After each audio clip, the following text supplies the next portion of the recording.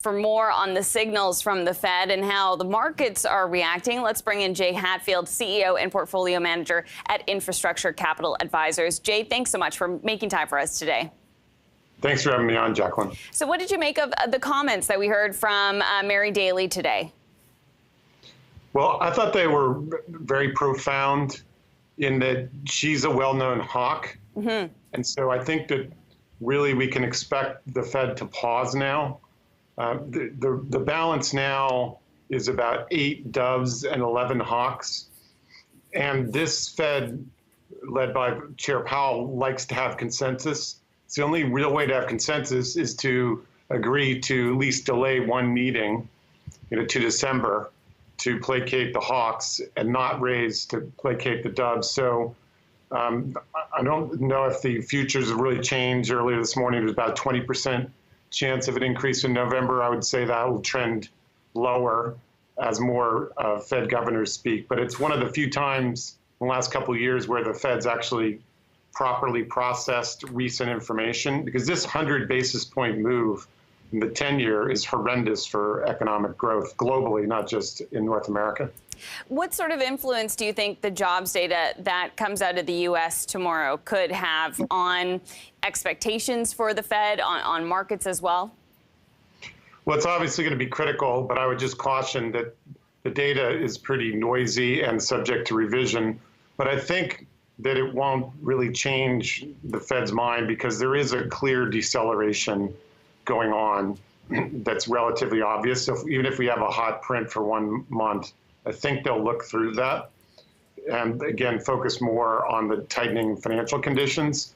But it is important. It'll definitely drive tomorrow's market trading and also bond prices. Yeah, it's interesting. Even the different jobs data pieces that we got this week, the job openings data, there showed a big jump. So there was a reaction to that. And then it just seems like there's noise even among the different sorts of jobs reports that people can look to sort of get, guidance as to how the labor market is doing.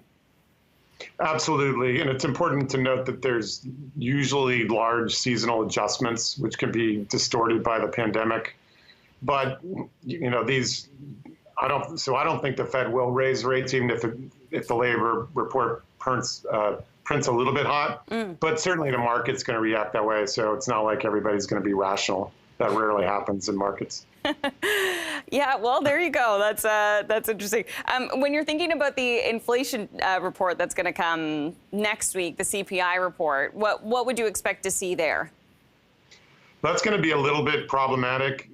We do think the Fed's misinterpreting inflation data, because really, if you adjust the shelter component of it, inflation is very low. Like, we've published an index, CPI-R, up 1% over the last year. PCE corrected for shelters at 2. But having said that, energy prices are an excellent way to predict how CPI is going to print. And even though they're crashing this month, they were higher last month. So there's a risk that it prints a little bit hot. Hopefully the Fed will look through that, because there really is no bear case on inflation. Housing prices are not going to accelerate with mortgage rates near 8.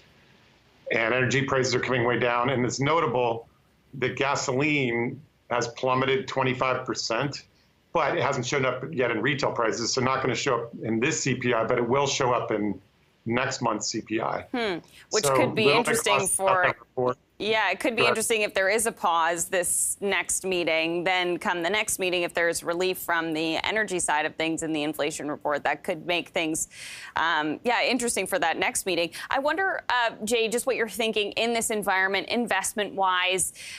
Are you, exploring anything new in terms of strategy right now? What can you give us some insight into? Well, we've done a lot of recent research around this increase in bond prices. And the two dynamics which we think are completely not appreciated is, number one, the ECB sucked $500 billion out of the global capital markets 2 months ago, and that's exactly when bonds started selling off. But then that insight then led us to do a lot of research. The terminal is great for doing this research on Europe for people in North America.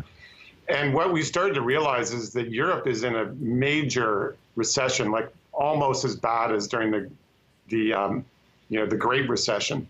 Like right now, it's annualizing at about 3.6 negative for this quarter. So we're bullish that that will cause treasuries to cool off, and then we'll have the normal fourth quarter rally. So we've been playing a bad fall, which we certainly had, and now we expect a much better fourth quarter, but it is conditional on rates at least stabilizing, if not rallying.